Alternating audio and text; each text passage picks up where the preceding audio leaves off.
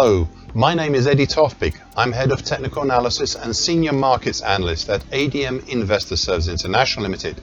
And here is your weekly technical analysis of Chicago wheat, Chicago corn, and Kansas City wheat. Hello and welcome. Before we start, I just wanted to let you know that no AI, that is artificial intelligence, was ever used in the composition, production, or recognition of any of the patterns, levels, or analysis on these my charts. This was all my own original work, as I think you deserve to have that. So with that, Chicago wheat. The dominant pattern here once more remains a dark blue mid-February to mid-June bearish shift pitchfork, with a dark blue upper time currently at 552 3/4, specifically being tested in early and mid-November and withstanding the upside pressure, and a dark blue middle time below currently at 504.5, just below this year's low of 506 1/4, which I think is significant. We also have a new possible pattern which I will detail shortly.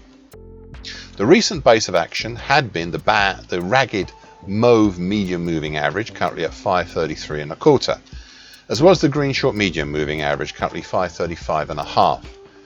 But these are now resistances. This week the market punched down through what I thought might be supports, and that's from the March 24 low at 523.5, tied in with the interesting combination of the August 24 low and the 38.2% absolute Fibonacci line, both at 521 even. These are now also resistances. Meanwhile, the gold long moving average overhead, currently at 542 3/4, has seemingly reverted back to type as a resistance, if a little far away now. Before I go into the supports, I think it worthwhile to reprise something I said 5 weeks ago, and I quote, and it's a long quote: "The action itself between the last week of October to date looks like a possible small double top pattern, and we're on the verge of triggering it with moves below, if not closes yet, below the September 2020 low. These actions offer potentials, not targets yet, but potentials, of a primary potential down in a 524 3/4 zone, and a secondary harder to reach potential down in a 516 1/4 zone. These of course depend on confirmed consecutive closes below the September 2020 low." End of quote. There's a lot to unpack there, so last week I formalized the targets below of target X in the 524 3/4 zone and target X1 down in the 516 1/4 zone.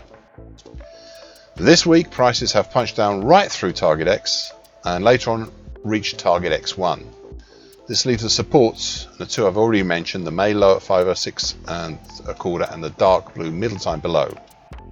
However, there is a third immediate support that in the past acted more like an attractor than a support or resistance, and that is the bright red neckline extension currently at 515 even of the February to April reverse head and shoulders bottom. This is acting this week as a base for the action since midweek, though it is showing no signs of generating a possible pullback recovery, not as yet.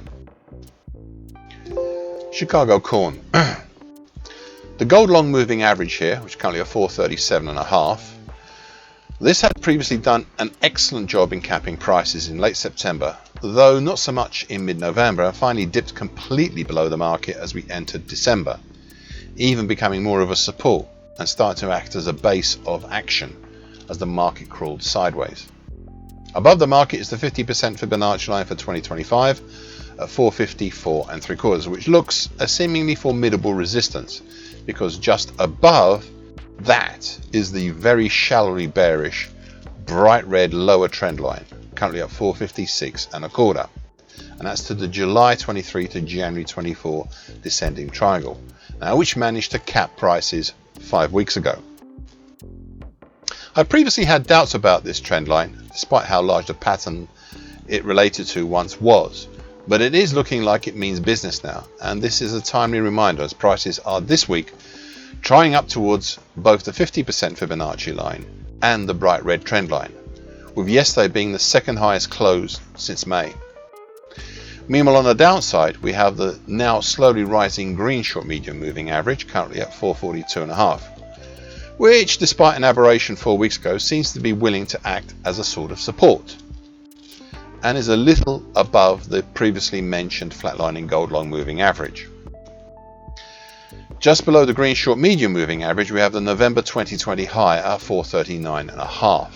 But in truth, that doesn't look like much support right now. So we'll have to look all the way down to either the gently rising mauve medium moving average, currently at 432.25, or down further to the important 50% absolute Fibonacci line at 425, which in turn led to the October low at 425.5. Any such possible moves lower would be the ones to watch, as it may well determine the future health of this market, as prices seem right now to be willing to just hold and maybe test the resolve of the overhead seemingly formidable resistances.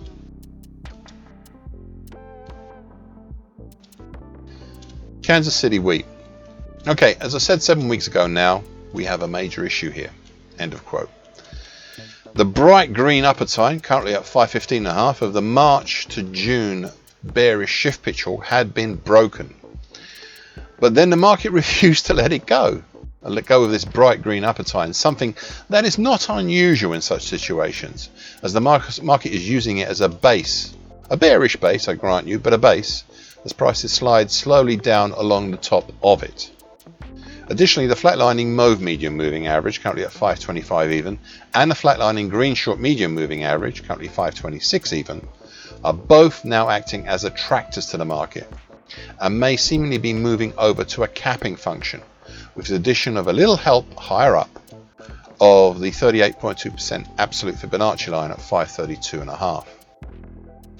Further up, we saw back at the start of November and also mid-November the combination of the March 2024 low at 551 and especially the declining gold long moving average above, currently 539.5, all capping any rises. This all led to the following scenario, similar to Chicago wheat, that over late October and November the market developed a double top, which prompted exactly what we have seen, prices starting to slide down the bright green upper time, to set up the trigger for a move lower. I said 4 weeks ago, and I quote, "This drop had been enough, even though they were not as yet confirmed, to indicate potentials below, short-term potentials. Thus we have a primary potential down in the 518.75 zone, and a secondary harder to reach potential down in the 512.25 zone, just above the bright red unreconstructed 1999 to date uptrend, which is currently at 509.25. That's the end of the quote.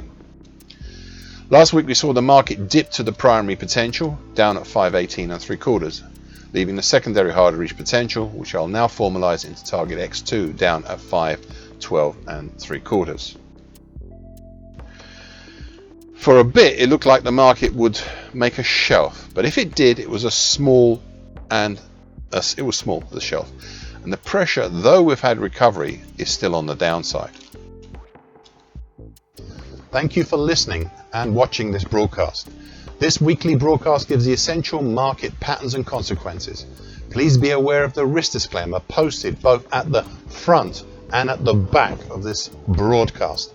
The copyright is Eddie Tofpik and ADM Investor Services International Limited. And here comes the final important bit.